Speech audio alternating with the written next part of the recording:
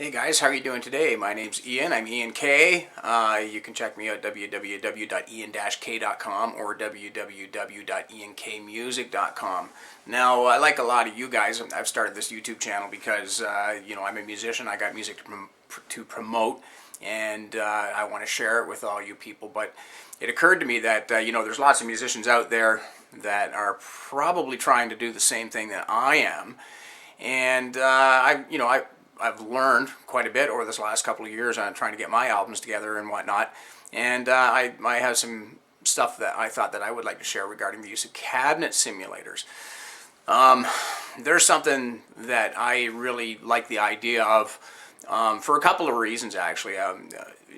Not the least of which is that I do like to record at home. Like a lot of you guys, I've got an environment where I can't have my amp dialed up at all hours of the night and that kind of thing. And so it's nice to be able to plug into a cabinet simulator and actually monitor my guitar sound out of my studio monitors versus having to listen to it, real loud from the speaker of the amp or what have you. The other thing that I do is I play live quite a bit, actually. And I like to use cabinet simulators for that too, as much as possible, just because they're consistent more than anything. I do all kinds of shows. I play outdoors a lot and that kind of thing, and you can end up playing outdoors. You can end up with wind, or you might be at some place where you got just a small dinky little stage. You don't even have room for another mic stand in front of your guitar cabinet or something like that. So that's actually where a cabinet simulator comes in handy. However, they're not all created equal. And so what I thought I would do today is introduce you guys to the ones that I have and the ones that I use, and why and how I use them, and which conditions work best for each one. And you guys can go off from there and make your own decisions, but at least maybe it'll point you in the right direction, actually. I'll put together some footage as well of the sounds of these things plugged in different configurations too for you guys to check out or whatever. So the ones that I'm going to be talking about, and really in no particular order, but I've got a Behringer Ultra G, great value for the money, actually. I was really quite pleased with it when I bought it. I use it for live sometimes. I've got this other one here. This is a Hughes and Kettner Redbox. Now, some of you guys might even use Hughes and Kettner amps, and I understand that the Redbox is now incorporated into the new Hughes and Kettner amps. These things work really, really well for live, for microphone replacement. I use them for recording too. And I've got this guy here. This is a ADA GCS-2. Really, really helpful little unit. I'll take some time and I'll walk you through, the buttons and stuff like that as well, and show you all the features of it. But I would just like to start by saying that, like I mentioned earlier, they're not all created equal.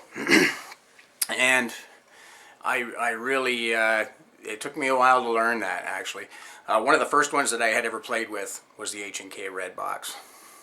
And I'm not exactly sure, when I sit here now, why it was that I thought that I needed to have a Redbox. But I went into my local-ish Long McQuaid store, which is, I guess, the equivalent to your Guitar Center or what have you down in the States. And I wanted to try one of these things out, and so they gave me a guitar, and they gave me an amp, and they gave me this stupid box, and they stuffed me in a room and whatever. And I really had no idea how to use it, and I probably had the guitar plugged into it, and whatever, somewhere in the signal chain or whatever, but whatever it was, I wasn't using it right, and that's all there is to it. They're not intended for that at all. What these are intended for, this comes out of an amplifier, and you can see that they're labeled. Actually, they have an in and they have an out. It comes from the speaker out of your amplifier in, it goes through here, out to your speaker cabinet, and therefore replaces a mic by simply plugging an XLR cable into here. Really slick. We got some buttons here that you can adjust. It's got a ground lift. You can adjust whether you got bigger speakers or smaller speakers, or vintage or modern. There's another one on here. Tight and loose.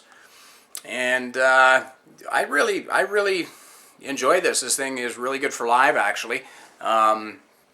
I use it anytime I can in place of an SM57. I just find that it sounds consistent. I don't have to take up space on a stage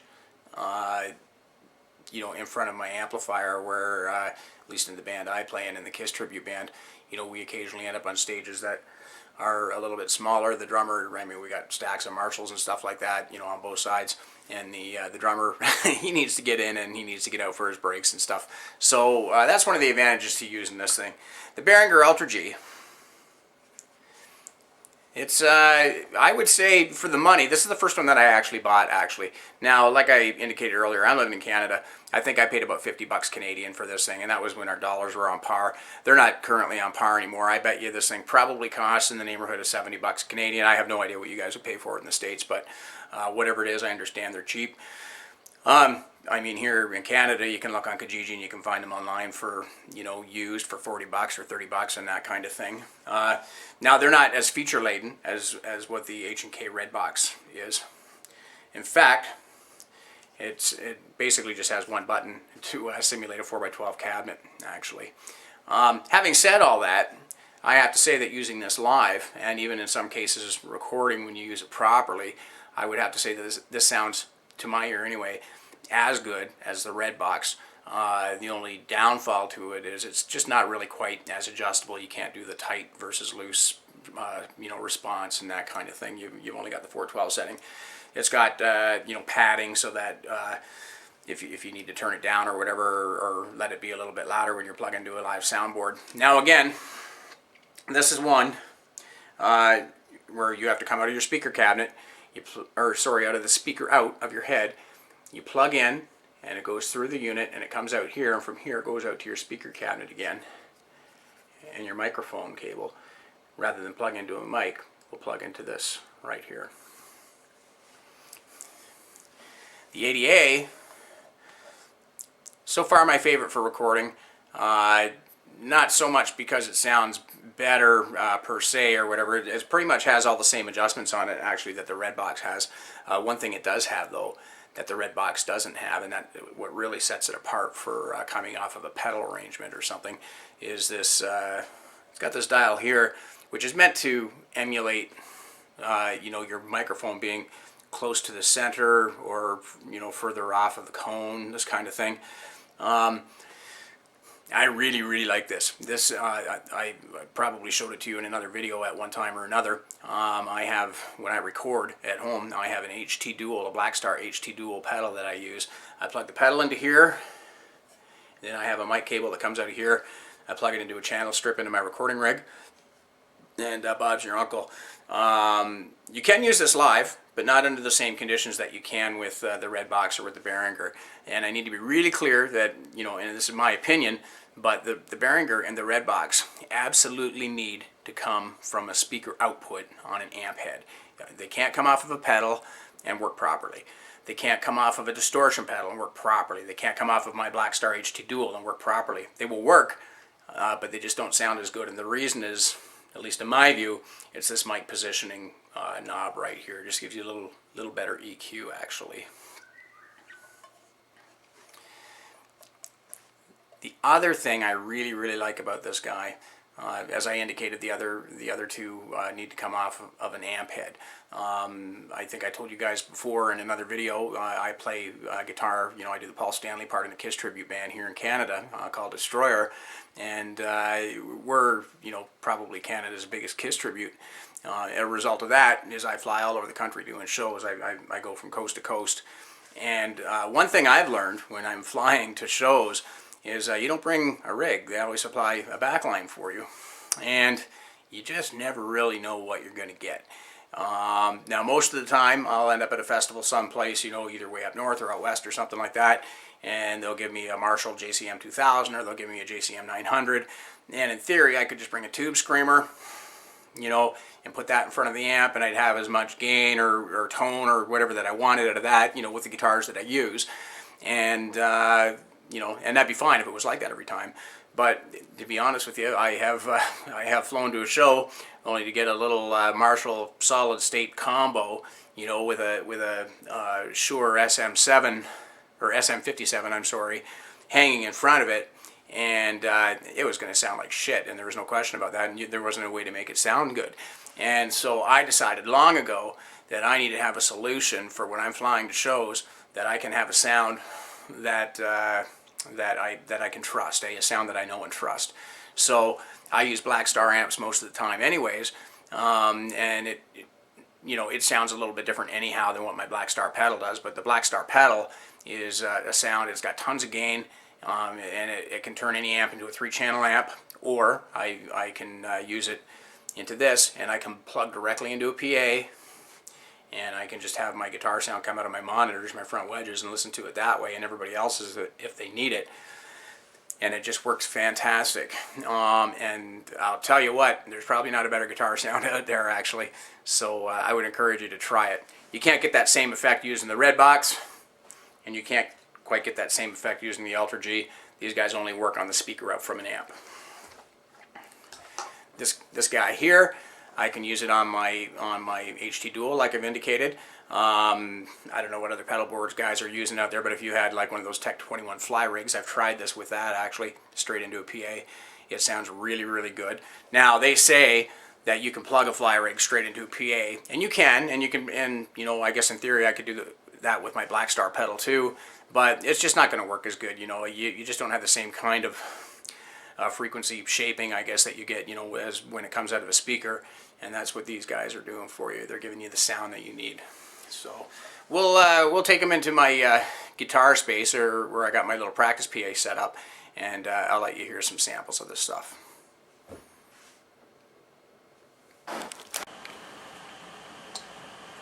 So to start things off, I'm going to use my Behringer Ultra G. I've got my Gibson Les Paul double cut standard, and it's going to be plugged into my Blackstar ID 60 head. And I'll show you quickly how this is connected here. Here's the speaker out. Here's the speaker out from the head. That cable comes all the way up to here.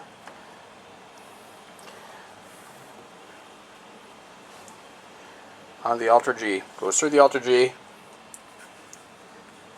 goes back out on this cable, and finally that's going to plug in down here into my speaker cabinet, okay? On the other side, I just simply plug the mic cable in, and I think I have it plugged into channel 4 on the Behringer board over there.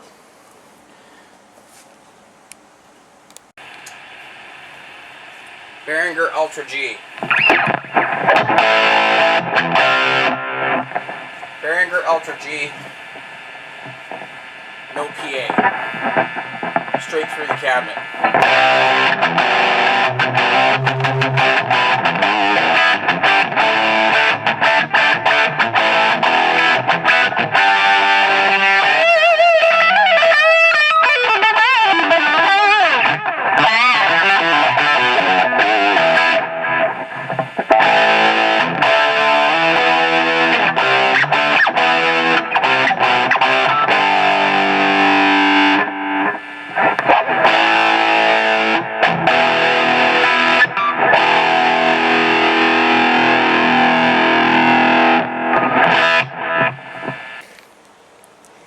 So this time what I'm going to do is I'm going to unplug my cabinet so that I'm not using it at all. I have an electronic head, so I can get away with doing that. It's not a tube head.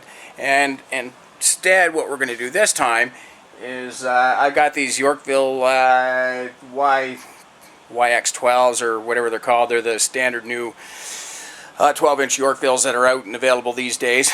And anyway, I'm going to have the guitar sound just come strictly from that, okay? So just sit tight for a second.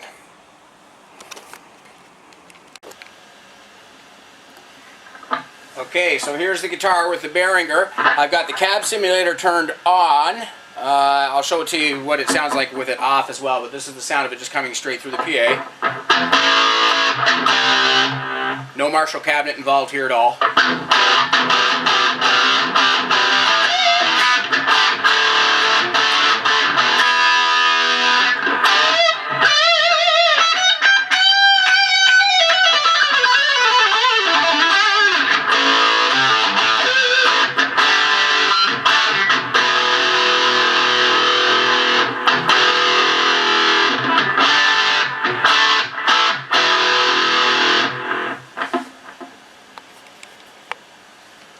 And just as an aside, I'm going to release the button that is supposed to be the cabinet simulator itself, actually, and so it'll change the EQ on that, so it's a lot more harsh. That way you'll probably be able to know whether you actually have it engaged or not just by listening.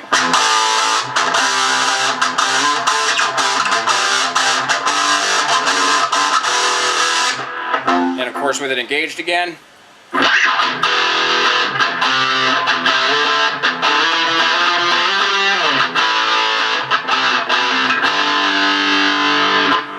there you go. Okay, so this time what we're going to look at is the Hughes and Kettner Redbox. Now you can see here I've got it connected, and I've just done it in exactly the same way as I did with the Ultra G. This thick cable here is the one that actually comes out of my head, and you'll see it goes into the one labeled in, and then from the one that's labeled through, I come out on this cable here, and it's plugged into my cabinet just as I was before.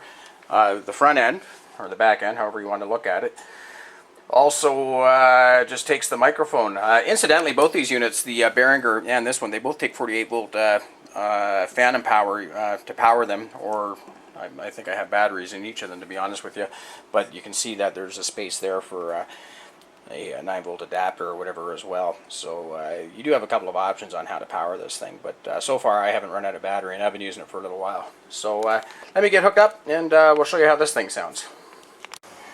Okay, here's the sound of the H&K Redbox. I'm not going to do it before and after this time because you can go back and listen to the original sound anyways. But this is the sound of the H&K Redbox, and it's coming strictly out of the PA.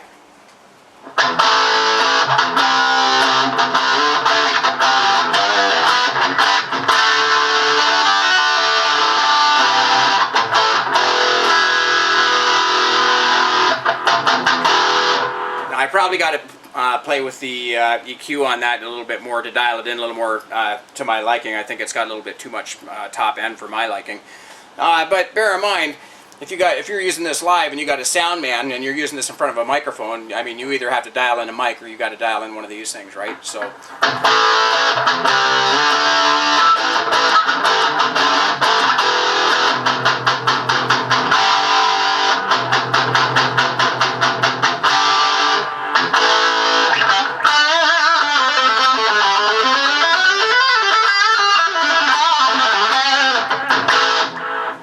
And that's that. Okay guys, so here's the other rig I want to show you.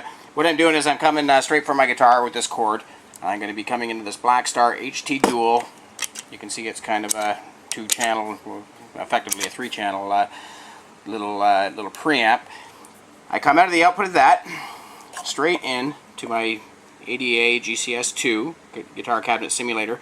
Now earlier I told you that it's got these buttons on it.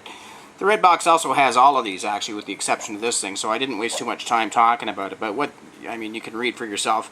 It's, you know, by way of a slide switch. It's either vintage sounding or modern sounding, 12-inch or 10-inch. I always prefer 12. Sealed back or open back. I don't know why that was on open, because I always prefer a sealed back.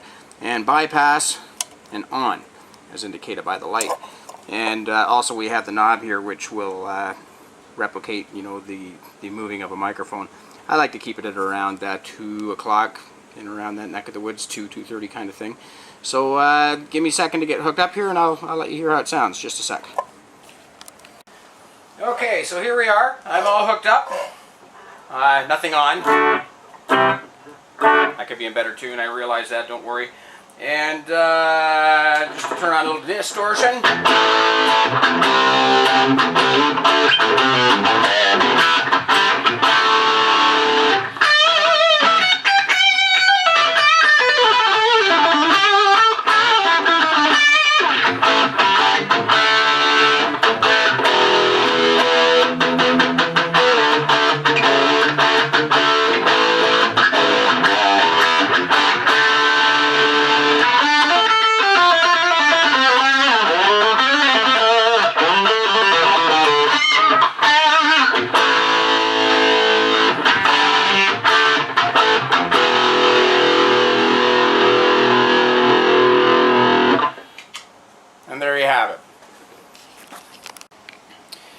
Okay, so here I am. I'm back with the Behringer once again. I haven't made any changes to the EQ or anything now. I did strum one or two notes, and I'm actually surprised at how much better it sounds than I remember it.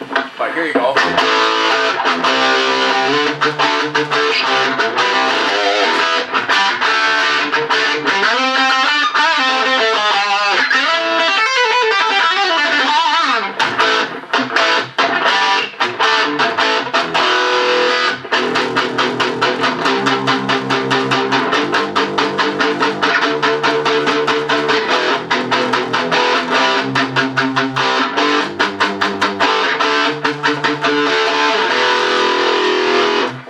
There you go, just to give you an idea. Okay, guys, so I'm back, and I just want to say that all I've done is unplugged one and did a straight swap out for the other. So I haven't done any EQ changes at all to the Behringer board or anything like that. So just to let you hear the difference between the two as they are, okay? And here they go.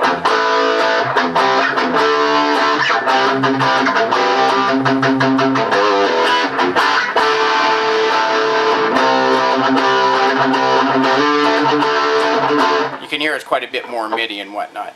Give me a second, I'll see if I can EQ that. Just a sec. Alright, so after playing mercilessly with my two-band EQ here, I just cranked up the highs just a wee bit and backed off the low end. I mean, you know, if you had to use that sound in a pinch, you could get away with it. I don't love it, that's for sure.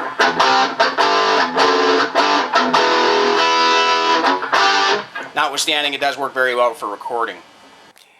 Hey guys, thanks very much for sticking around this long. I just want to take a second and recap quickly what my thoughts are with respect to these cabinet simulators. In a nutshell, we have the H&K Redbox. This is the one that you use on the speaker out of an amp. If you're using a tube head, you come from the speaker out into the Redbox, from the Redbox to your cabinet. If you're using a tube head, you always have to have a cabinet or at least a load box connected to your head. Same thing applies to the Ultra G. I hope I'm holding it the right way. Same thing applies to the Ultra G. Out of your speaker out, into the Ultra G, from the Ultra G into your speaker cabinet. You saw me use both of these items. I didn't have a cabinet connected to it when I went to the PA, but I have an ID60 head. It's electronic, and you know, so I don't have the same kind of problems as using a tube head, so it gives me a little bit more freedom.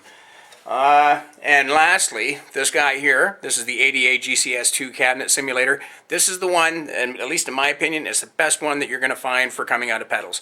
I use it, as you saw in the earlier videos, on the Blackstar HT Dual. It'll work on any Blackstar pedal. I've tried it with the Tech 21 Fly Rig 5, I guess they call it. It kicks ass with that too. This is really, you know, like I don't know if I even mentioned it earlier in the video. I take this with my pedal, and this is my amp when I fly to shows. You know, it fits in my suitcase. It's nice and easy. I can always put the pedal in front of a Marshall if I'm given one, and if I'm given something that's a piece of crap, then at least I got this rig, which is a sound I know and love, and I can depend on. So anyway, I hope you guys, I hope you've found that a little bit useful. I haven't been able to try, you know, some of the Palmer cabinet simulators or anything like that. I'm in Canada, and I don't know that we even have a Palmer distributor here. I suppose I could buy them on eBay and whatnot, but like you guys, I'm trying to save a bit of cash and whatever, so I started from the bottom up. I started with the Behringer, and off I went. Hopefully you guys find this a little bit helpful. I know I recorded this with my camera, so I don't know if you're going to get the you know, the idea of what the guitars actually sound like listening to it on my computer. You know, I can hear the differences a little bit and whatnot. You know, it's not really to show you. You know, like, I'm certainly not trying to show you that I'm a ripping guitar player or anything. I'm not, but you know, the idea is just to sort of get the sound differences across to you. So I hope you guys enjoy. Don't forget to please like my channel, please subscribe, or like the video, please subscribe to my channel. And check me out, www.ian-k.com, www.iankmusic.com, and I'll have all my relevant social information, social links, in the description below. Thanks a bunch, guys.